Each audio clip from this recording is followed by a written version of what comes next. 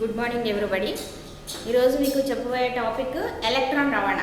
శ్వాసక్రియలో electron రవాణా జరుగుతుంది.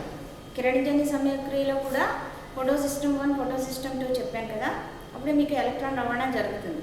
కానీ దీంట్లో ఏం జరుగుతుందంటే మొత్తం శ్వాసక్రియలో 4 దశలు. ఒకటి గ్లైకాలసిస్, రెండోది పైరువిక్ ఆమ్ల ఆక్సిడేషన్, మూడోది క్రెబ్స్ వలయం. ఈ 3 వలయాల్లోనూ NADH2లు FADH2లు రిలీజ్ అవుతాయి కదా. అప్పుడు ఆ శక్తి ఈ చర్య ద్వారా ఎలక్ట్రాన్ల ద్వారా వెళ్ళి వాటర్ కింద ఏర్పడుతుంది అనమాట. సో దీన్ని ఎలక్ట్రాన్ గొలుసు అని అంటారు. ఎలక్ట్రాన్ రవాణా వ్యవస్థ అని కూడా అంటారు. ఎలక్ట్రాన్ రవాణా వ్యవస్థ ఇంగ్లీష్లో ఎలక్ట్రాన్ ట్రాన్స్పోర్ట్ సిస్టమ్, ETS అంటారు. ఏమంటారు? ETS, electron transport system. ఇందులో ఫాస్ఫారిలేషన్ ఆక్సిజన్ సమక్షంలో జరుగుతుంది. అందుకని దీన్ని ఆక్సీకరణ ఫాస్ఫారిలేషన్ అని కూడా అంటారు. ఏమంటారు? ఆక్సీకరణ ఫాస్ఫారిలేషన్. ఇది శ్వాసక్రియలో చివరి దశ అన్నమాట. చివరి దశ. దీన్ని ఎలక్ట్రాన్ రవాణా వ్యవస్థ అని అంటారు.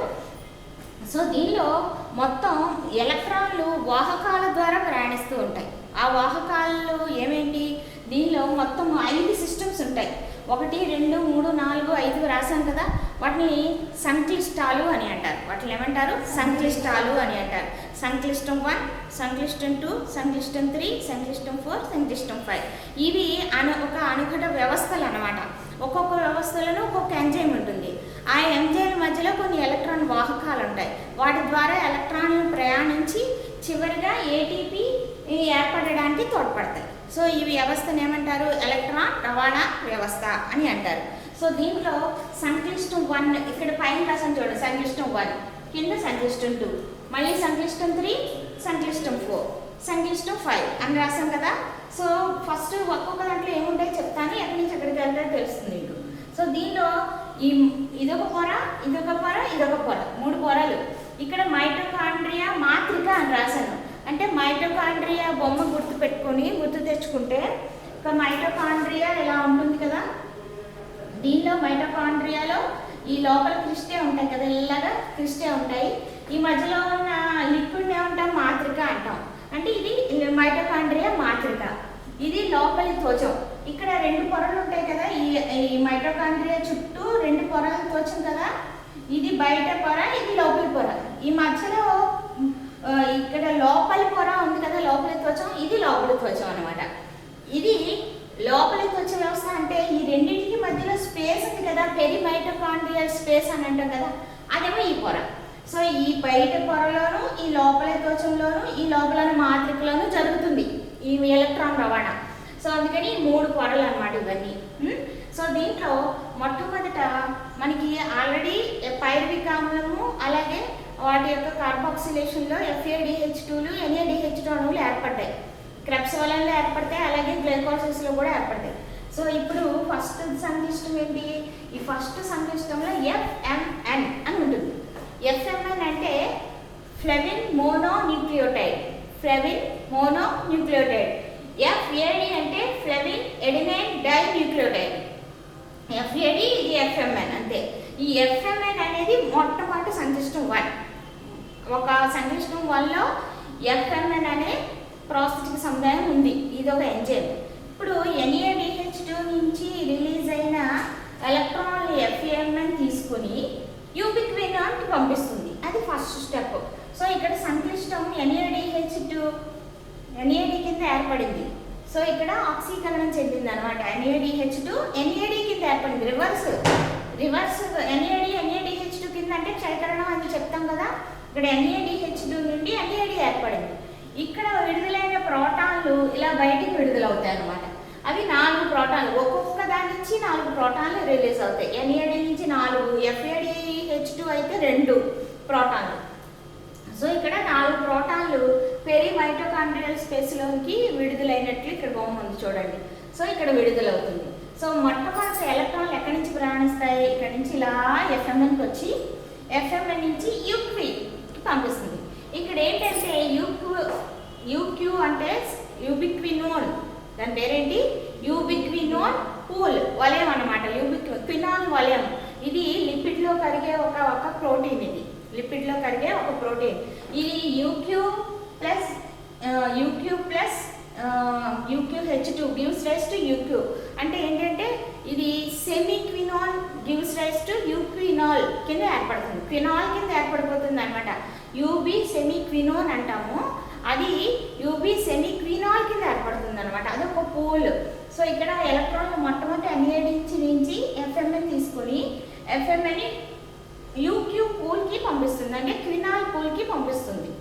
ఇక్కడ నుంచి FAD ఇది రెండో సంక్లిష్టం. FAD అనేది రెండో సంక్లిష్టం. దీనిలో ఏముంటాయంటే ఐరన్ సల్ఫర్ ఉంటాయి. దీనిలో ఏంటి ఐరన్ సల్ఫర్ ఉంటాయి. దీంట్లో కూడా ఐరన్ సల్ఫర్ ఉంటాయి. దీనిలో కూడా ఈ సంక్లిష్టం U కూడా సక్సినిక్ ఆమ్లము నుంచి ఎలక్ట్రాన్ తీసుకుని యూక్వినాల్కి పంపిస్తుంది. ఇది కూడా రెండోది. ఈ రెండో స్టెప్లో కూడా సక్సినిక్ ఆమ్లం నుంచి FAD ఎలక్ట్రాన్ తీసుకుని క్వినాల్ వలయానికి పంపిస్తుంది. ఈ క్వినాల్ వలయంలో నుంచి కూడా ఎలక్ట్రాన్లు రిలీజ్ అయ్యి మళ్ళీ FAD నుంచి 4 ప్రోటాన్లు పెరిమైటోకాండ్రియల్ ప్రదేశానికి వెళ్ళిపోతాయి. ఇక్కడ నుంచి ఎలక్ట్రాన్లు సైటోక్రోమ్ B అనే సంక్లిష్టానికి చేరుతాయి. ఇది మూడవ సంక్లిష్టం. సంక్లిష్టంలో సైటోక్రోమ్ B. సైటోక్రోమ్ B అనేవి కాపర్ కలిగినటువంటి ప్రోటీన్స్. ఇవి కాపర్ని కలిగి ఉంటాయి. ఇవేముంటాయి ఐరన్ సల్ఫర్ని కలిగి ఉన్న ప్రోటీన్లు, ఇవేమో కాపర్ని కలిగి ఉన్న ప్రోటీన్. ఇది సైటోక్రోమ్ B 560 565 రెండు ఉంటాయి అన్నమాట. దీని నుంచి మళ్ళీ ఎలక్ట్రాన్లు సైటోక్రోమ్ Cకి వెళ్తాయి. ఇక్కడ సైటోక్రోమ్ C కింద ఆక్సీకరణం చెందుతుంది. ఇక్కడ నుంచి ఎలక్ట్రాన్లు మళ్ళీ పెరిమైటోకాండ్రియల్ ప్రదేశం ద్వారా సైటోక్రోమ్ Aకి చేరుతాయి. ఇక్కడ దీంట్లో సంక్లిష్టం 3 నుంచి సంక్లిష్టం 4A3 BBC అనేది ఒక సంక్లిష్టం. సో రెండు కలిపి ఉంటే సంక్లిష్టం అనాలి. ఇక్కడ సైటోక్రోమ్ B సైటోక్రోమ్ C అనేది ఒక సంక్లిష్ట వ్యవస్థ, అది సంక్లిష్టం 3. సైటోక్రోమ్ A సైటోక్రోమ్ A3 అనేది సంక్లిష్ట వ్యవస్థ 4 నాలుగోది. సో ఇక్కడ నుంచి ఎలక్ట్రాన్లు B నుంచి Cకి, C నుంచి పెరిమైటోకాండ్రియల్ ప్రదేశానికి, మళ్ళీ A టు A3కి ప్రవేశిస్తాయి. ఇక్కడ కొన్ని half O2 plus 2H2O gives rise to H2O. ఇక్కడ ఆక్సిజన్ రిలీజ్ అయ్యి నీటి అణువు ఏర్పడడానికి తోడ్పడుతుంది. ఇవి ఈ ATP అణువు ద్వారా ప్రవేశించి మళ్ళీ 2H రిలీజ్ అవుతుంది. ఇక్కడ ఏంటి మొత్తం 4 + 4 8 + 2 అంటే మొత్తం 10 ప్రోటాన్లు ఏర్పడతాయి. అవన్నీ ఎక్కడికి వెళ్ళిపోతాయి పెరిమైటోకాండ్రియల్ స్పేస్కి వెళ్ళిపోతాయి. అంటే ఈ మధ్యలో ఉన్న స్పేస్కి వెళ్ళిపోతుంది అనమాట. పెరిమైటోకాండ్రియల్ ప్రదేశం అంటారు తెలుగులో, ఇంగ్లీష్లో పెరిమైటోకాండ్రియల్ స్పేస్.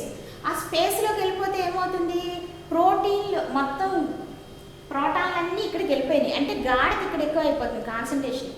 అప్పుడు ఈ ATP అణువు ఏర్పడుతుంది. ఈ ATP అణువు ఎలా ఉంటుంది F0 F1 సంక్లిష్టాన్ని కలిగి ఉంటుంది. F0 F1 అంటే దీనిలో ఇదేమో ఆధార భాగం, అంటే అంటి పెట్టుకునే భాగం. ఇది తల భాగాన్ని F0 అనాలి, ఆధార భాగాన్ని F1 అని అనాలి. ఇది ATP అణువు యొక్క నిర్మాణం అన్నమాట. అప్పుడు ADP ఒక ఇనార్గానిక్ ఫాస్ఫేట్ని తీసుకొని ATP కింద ఏర్పడుతుంది. సో ఈ రియాక్షన్లో మొత్తం 10 ప్రోటాన్ పార్టిసిపేట్ చేస్తాయి. అలాగే ఎలక్ట్రాన్లు ఒక సంక్లిష్టం నుంచి ఇంకో సంక్లిష్టానికి 5 సంక్లిష్టానికి ఈ మధ్యలో ఉన్న యుక్వి ద్వారా ప్రయాణిస్తాయి. ఇది ఒక చలనశీల వాహకం, ఇది ఒక వాహకం. అలాగే సైటోక్రోమ్ C అనేది ఇంకొక వాహకం, అంటే ఎలక్ట్రాన్లు ఒక చోట నుండి ఇంకొక చోటకి ఎలక్ట్రాన్లు వాహకాల ద్వారా ప్రయాణించి ATP ఏర్పడడానికి తోడ్పడతాయి. ఈ వ్యవస్థను ఏమంటారు ఎలక్ట్రాన్ రవాణా వ్యవస్థ అని అంటారు. ఈ విధంగా దీంట్లో ఎలక్ట్రాన్లు ఆల్రెడీ విడుదలైన శక్తి గ్లైకోలిసిస్లోను క్రెబ్స్వాలిన్లో విడుదలైన శక్తిని ఉపయోగించుకుని ఎలక్ట్రాన్లు ఒక చోట నుండి ఇంకో చోటకి ప్రయాణించడానికి తోడ్పడుతుంది. అంతే ఎలక్ట్రాన్ రవాణా వ్యవస్థ అంటే. సింపుల్గాని ఇట్లా మీకు గుర్తుపెట్టుకోండి. సంక్లిష్టాలు ఏమేంటో గుర్తుపెట్టుకోవాలి.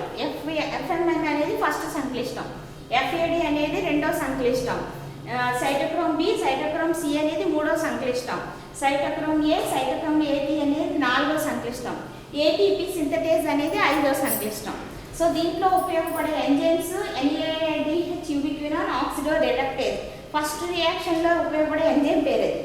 రెండోది సక్సినేట్ యూబిక్వినాన్ ఆక్సిడో రిడక్టేజ్, అది ఇంకో enzyme. Third enzyme cytochrome C reductase. ఇక్కడ సైటోక్రోమ్ సి కదా, ఇక్కడ సైటోక్రోమ్ సి రిడక్టేజ్, ఇక్కడ సైటోక్రోమ్ సి ఆక్సిడేజ్, ఇక్కడికి వచ్చేసి ఏటీపీ సింథటేజ్. దీన్నే F0 F1 ఏటీపీఏస్ అని కూడా అంటారు. ఇవన్నీ ఈ 5 రియాక్షన్స్ జరగడానికి తోడ్పడే ఎంజైమ్స్ అన్నమాట. ఈ విధంగా దీనిలో ఆక్సీకరణ ఫాస్ఫారిలేషన్ జరుగుతుంది. ఆక్సిజన్ ఏర్పడుతుంది కదా, సో ఆ ఆక్సిజన్ నీటి అణువు ఏర్పడడానికి తోడ్పడుతుంది ఇక్కడ. అది ఫాస్ఫారిలేషన్ అంటే ఏటీపీ ఏర్పడడానికి. సో ఫాస్ఫారిలేషన్ అంటే ఏమని చెప్పాను, ADP plus IP gives rise to ATP. అంటే ఏడీపీలో ఎడినోసిన్ డైఫాస్ఫేట్ ఒక ఇనార్గానిక్ ఫాస్ఫేట్ని తీసుకుని ఎడినోసిన్ ట్రైఫాస్ఫేట్ ఏర్పడడానికి తోడ్పడుతుంది. ఈ విధంగా ఏటీపీ ఏర్పడడానికి ఫాస్ఫారిలేషన్ అంటారు. అది ఎక్కడ జరుగుతుంది? In the presence of oxygen. Oxygen సమక్షంలో జరుగుతుంది కాబట్టి దీన్ని ఆక్సీకరణ ఫాస్ఫారిలేషన్ అని అంటారు. ఇందులో ఏం జరుగుతుంది? చలనశీల వాహకాల ద్వారా ఎలక్ట్రాన్లు రవాణా చెందుతున్నాయి. దేనికోసం? ఏటీపీ ఏర్పడడానికి, ఏటీపీ సంశ్లేషణ జరగడానికి ఎలక్ట్రాన్ రవాణా వాహకాల కింద వెళ్తూ ఉంటాయన్నమాట. సో ఈ విధంగా జరుగుతుంది కాబట్టి దీన్ని ఎలక్ట్రాన్ ట్రాన్స్పోర్ట్ సిస్టమ్, ఎలక్ట్రాన్ రవాణా వ్యవస్థ అని అంటారు. శ్వాసక్రియలోని ఎలక్ట్రాన్ రవాణా వ్యవస్థను వివరించండి అంటే ఇలా రాయాలి, లేదా ఆక్సీకరణ ఫాస్ఫారిలేషన్ వివరించండి అంటే కూడా ఇలా రాయాలి. ఇప్పుడు కిరణజన్య సమయక్రియలో కూడా ఫాస్ఫారిలేషన్ జరుగుతుంది. దాన్ని ఫోటో ఫాస్ఫారిలేషన్ అంటారు. కాంతి ఫాస్ఫారిలేషన్ అది వేరు. ఆ పదము ఈ పదము దగ్గరగా ఉందని అది రాసేయకూడదు, అర్థమవుతుందా? సో కిరణజన్య సమయక్రియలో జరిగేది ఫోటో ఫాస్ఫారిలేషన్, కాంతి ఫాస్ఫారిలేషన్. అదేంటి? లైట్ సమక్షంలో ఏటీపీ ఏర్పడడం. అది కూడా ఫోటో సిస్టమ్ 1 ఫోటో సిస్టమ్ 2 ద్వారా జరుగుతుంది. ఇక్కడ మాత్రం అనేకమైన ఎలక్ట్రాన్ల ద్వారా, ఎలక్ట్రాన్ వాహకాల ద్వారా ఎలక్ట్రాన్లు ఒక చోట నుండి ఇంకో చోటికి ప్రయాణించి ఏటీపీ సంశ్లేషణలో తోడ్పడతాయి. దీన్ని పీటర్ మిషెల్ అనే ఒక శాస్త్రవేత్త కెమీ ఆస్మాటిక్ సిద్ధాంతం ద్వారా కూడా తెలిపారు. దీన్ని కెమీ ఆస్మాటిక్ సిద్ధాంతము అని కూడా అంటారు. సో మీకు షార్ట్ క్వశ్చన్లో కెమీ ఆస్మాటిక్ పరికల్పన అంటే ఏంటి అంటే కూడా ఈ విధంగానే రాయాలి. మొత్తం గ్లైకాలసిస్ క్రెబ్స్ వాల్యంలో విడుదలైన శక్తి NADH2 FADH2 రూపంలో ఉంటే వాటిని ఏటీపీ సంశ్లేషణలో తోడ్పడడానికి అనేకమైన వాహకాలు ఎలక్ట్రాన్ రవాణాకు తోడ్పడతాయి. దీనినే ఆక్సీకరణ ఫాస్ఫారిలేషన్ లేదా ఎలక్ట్రాన్ రవాణా వ్యవస్థ అని అంటారు. అర్థమైంది కదా? Thank you.